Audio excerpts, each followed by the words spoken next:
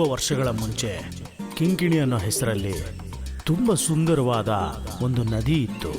ಆ ನದಿಯ ಸುತ್ತ ಹಚ್ಚ ಹಸಿರಾದ ಮರಗಳು ಬೆಳೆದು ನಿಂತಿತ್ತು. ಅದರ ಜೊತೆಗೆ ಸೇರಿ ತುಂಬ ದೊಡ್ಡದಾದ ಸಾಕಷ್ಟು ಹಣ್ಣುಗಳನ್ನು ಬಿಡುವಂತ ಒಂದು ಅತ್ತಿ ಮರ ಇತ್ತು. ಗೆಳೆಯರಾದ ಬಾಲಕೋತಿ ಹಾಗೂ ಅಳಿಲು ಅಲ್ಲೇ ವಾಸವಾಗಿತ್ತು. ಏ, ಆ ಹಣ್ಣು ನಂದು. ಸರಿ ತಕೋ, ನೀನೇ ತಿನ್ನು. ಅಬ್ಬಬ್ಬಾ, ಈ ಹತ್ತಿ ಹಣ್ಣು ಎಷ್ಟು ರುಚಿಕರವಾಗಿದೆ. ನನಗೀಗೊಂದು ಸಿಕ್ತು. ತುಂಬಾ ಚೆನ್ನಾಗಿದೆ. ನಾನಿವತ್ತು ತುಂಬಾ ತಿನ್ಬಿಟ್ಟೆ. ಅದ್ ನಿಜಾನೇ ಕೋತಿ. ಹತ್ತಿ ಹಣ್ಣಿಗಿರೋ ರುಚಿಯಿಂದ ನಾನು ಇವತ್ತು ಸ್ವಲ್ಪ ಜಾಸ್ತಿನೇ ತಿನ್ಬಿಟ್ಟೆ.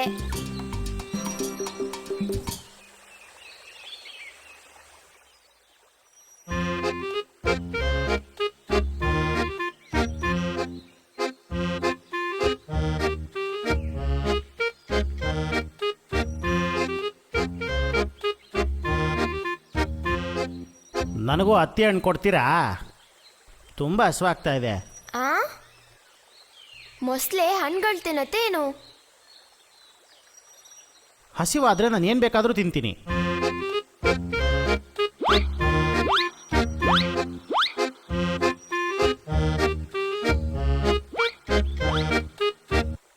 ಅಗಳಪ್ಪ, ಈ ಹಣ್ಣು ಎಷ್ಟು ಚೆನ್ನಾಗಿದೆ, ಬಹಳ ರುಚಿಯಾಗಿದೆ. ಚೆನ್ನಾಗಿ ತಿನ್ನು, ಇನ್ನೂ ಕೊಡ್ತೀನಿ. ಆಹಾ, ಧನ್ಯವಾದಗಳು ಗೆಳೆಯ. ನನ್ನ ಹಸಿವು ನೀಗ್ತು. ನಾನೀಗ ಹೊರಡ್ಬೋದಾ? ಹಾ, ಸರಿ ಸರಿ. ಹೌದು, ನಿನ್ನ ಹೆಸರೇನು? ಎಲ್ಲರೂ ನನ್ನನ್ನು ಮೊಸಳೆ ಅಂತ ಕರೀತಾರೆ. ಹೌದು, ನಿನ್ನ ಹೆಸರೇನು? ಬಾಲಕೋತಿ. ಇವನ ಹೆಸರು ಕಣ್ಣಪ್ಪ, ಅಳಿಲು ಕಣ್ಣಪ್ಪ. ಹೌದಾ? ಸರಿ ಗೆಳೆಯರೇ, ನಾನು ಬರ್ತೀನಿ.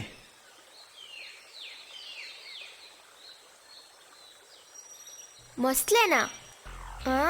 ಹೆಸರು ಕೇಳಿದ್ರೇನೆ ಗೊತ್ತಾಗತ್ತೆ. ಇಂಥವ್ರನ್ನೆಲ್ಲ ನಾವು ಸ್ನೇಹಿತನ ಮಾಡ್ಕೋಬಾರ್ದು. ಹಾಗಂತ ಯಾರು ಹೇಳಿದ್ರು? ಪಾಪ ಮೊಸಳೆ. ಪಾಪನ? ಅವ್ರ ಜಾತಿನೇ ಎಲ್ಲಾರನ್ನೂ ಕೊಂದು ತಿನ್ನೋ ಅಂಥದ್ದು. ಅವಕಾಶ ಸಿಕ್ತು ಅಂದ್ರೆ ಅವ್ನು ನಮ್ಮನ್ನು ಕೂಡ ತಿನ್ಬಿಡ್ತಾನೆ, ಗೊತ್ತಾ? ಹುಷಾರಾಗಿದ್ರೆ ತೊಂದರೆ ಆಗಲ್ಲ.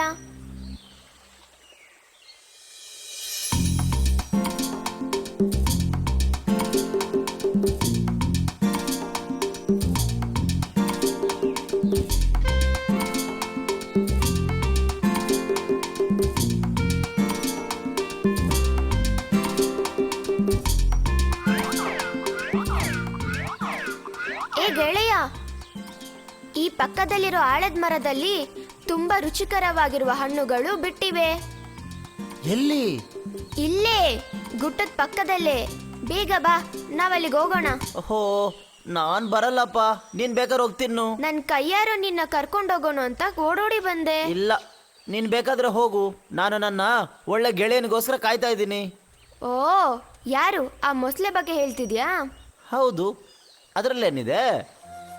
ಹೊಸದಾಗಿ ಗೆಳೆಯ ಸಿಕ್ಕಿದ ತಕ್ಷಣ ಈ ಹಳೆ ಗೆಳೆಯನ ಮರ್ತ್ಬಿಟ್ಟೆ ಅಲ್ವಾ ನೀನು? ಅದೇ ಅಲ್ವಾ ಜೀವನ. ಹೇ, ಆತರೇನಿಲ್ಲ. ಸರಿ ಸರಿ, ನಾನು ಹೋಗ್ತೀನಪ್ಪ. ಕಿಂಕಿಣಿ ನದಿ ಹತ್ರ ಮೊಸಳೆ ಇರುವಂತ ಆ ಹತ್ತಿ ಮರದ ಸಮೀಪದಲ್ಲೇನೆ ಮೊಸಳೆ ಮುಂತಾದವು ವಾಸವಾಗಿದ್ದಿದ್ದು.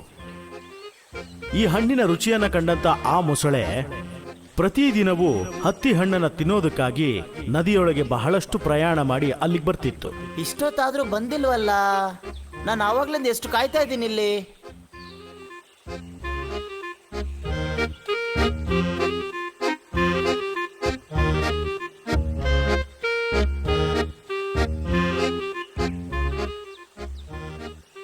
ತುಂಬಾ ಹೊತ್ತು ಕಾಯ್ತಿದ್ಯಾ ಗೆಳೆಯ? ಇನ್ನೇನು, ನಿನಗೆ ಕೊಡಬೇಕಂತ ಎಷ್ಟು ಕಾಯಿಗಳನ್ನು ತಂದಿಟ್ಟಿದ್ದೀನಿ. ಎಷ್ಟೊತ್ತಿಂದ ಕಾಯ್ತಿದ್ದೀನಿ ಗೊತ್ತಾ? ನನ್ನನ್ನು ಕ್ಷಮಿಸ್ಬಿಡು ಗೆಳೆಯ, ನಾನು ಬಂದ್ಬಿಟ್ನಲ್ಲ ಈಗ.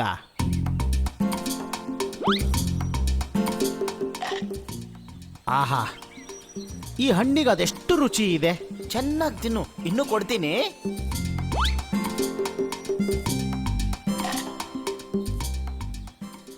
ಎಂಥ ಅದೃಷ್ಟ ನಂದು. ಆಹಾ,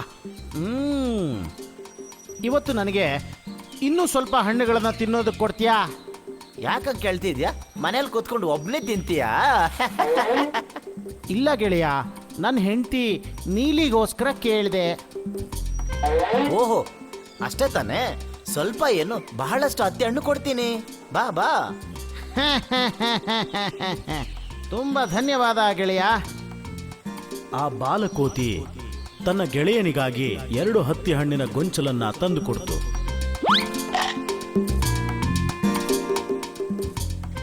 ಆ ಹಣ್ಣನ್ನ ತಗೊಂಡು ಬಹಳ ಪ್ರೀತಿಯಿಂದ ಆ ಮೊಸಳೆ ತನ್ನ ಹೆಂಡತಿಗೆ ಕೊಡೋದಕ್ಕೆ ಹೊರಡ್ತು.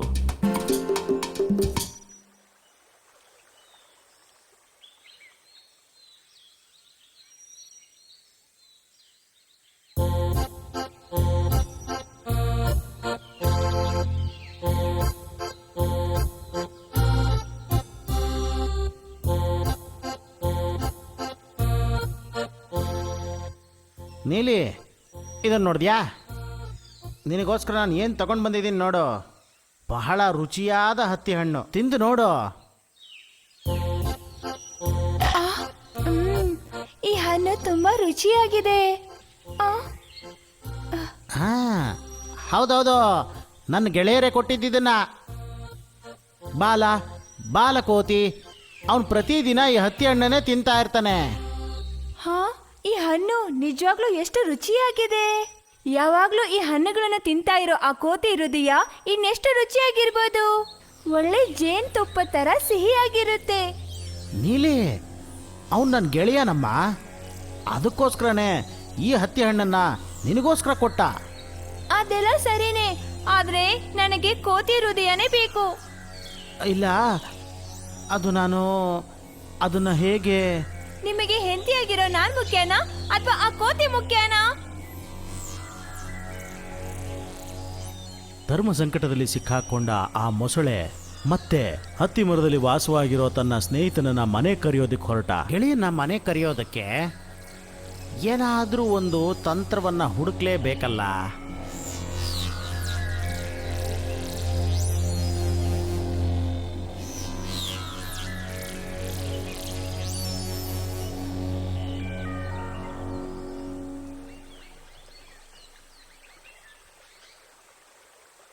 ಗೆಳೆಯ, ನನ್ನ ಜೀವದ ಗೆಳೆಯ.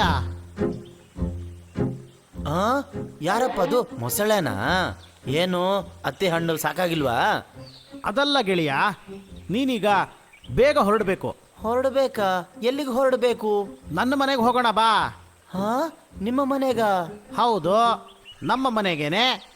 ನನ್ನ ಹೆಂಡತಿ ನೀಲಿ ಇದ್ದಾಳಲ್ಲ, ಅವಳಿಂದ ನನಗೊಂದು ಸ್ವಲ್ಪನೂ ನೆಮ್ಮದಿನೇ ಇಲ್ಲ. ಇಷ್ಟು ರುಚಿಯಾದ ಹತ್ತಿ ಹಣ್ಣನ್ನು ಕೊಟ್ಟಂತ ನನ್ನ ಗೆಳೆಯನ್ನ ಮನೆಗೆ ಊಟಕ್ಕೆ ಕರ್ಕೊಂಡು ಬಾ ಅಂತ ಹೇಳಿ ಬಲವಂತ ಮಾಡ್ತಿದ್ದಾಳೆ. ಅದು ಏನಂದ್ರೆ, ನೀನು ಬರ್ತೀಯ ಅಂತ ಹೇಳಿ ನಿನಗೋಸ್ಕರ ಒಂದಷ್ಟು ಅಡುಗೆಗಳನ್ನು ಮಾಡಿಬಿಟ್ಟಿದ್ದಾಳೆ. ಸಿಹಿ ತಿಂಡಿಗಳಿರುತ್ತಾ? ಅರೆ, ಎಲ್ಲ ಇದೆಯಪ್ಪ. ನೀನು ಕೆಳಗೆ ಬಾ, ಅಲ್ಲಿರೋಂಥ ನಮ್ಮ ಮನೆಗೆ ಹೋಗೋಣ. ಅಯ್ಯೋ ಯಪ್ಪ. ಅದೇಂಗೆ ನಾನು ಬರೋಕ್ಕಾಗುತ್ತೆ? ನಿನ್ನ ಜೊತೆ ನಾನೇ ಹೇಗೆ ಬರಲಿ?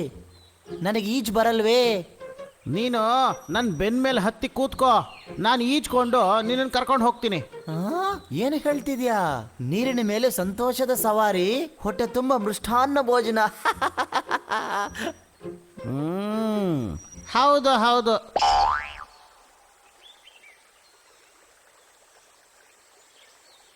ಅನಂತರ ಬಾಲಕೋತಿಯನ್ನ ತನ್ನ ಬೆನ್ಮೇಲೆ ಕೂರಿಸ್ಕೊಂಡು ಆ ಮೊಸಳೆ ನದಿಯಲ್ಲಿ ತನ್ನ ಮನೆಯ ಹತ್ರಕ್ಕೆ ಅವನನ್ನ ಕರ್ಕೊಂಡು ಹೊರಟಿತು.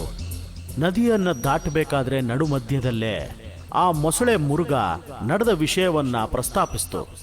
ಮುಟ್ಟಾಳ ಕೋತಿ, ಈಗ ನಿನಗೆ ಊಟ ಹಾಕೋದಿಲ್ಲಪ್ಪ, ನಿನ್ನನ್ನೇ ನಾವು ಊಟ ಮಾಡ್ತೀವಿ ಈಗ. ಹಾ, ಮೊಸಳೆ ಏನು ಹೇಳಿದೆ ಈಗ ನೀನು? ನಿನ್ನನ್ನು ನೀ ಕರ್ಕೊಂಡು ಹೋಗ್ತಿರೋದು ನಿನಗೆ ಊಟ ಹಾಕೋದಕ್ಕಲ್ಲ.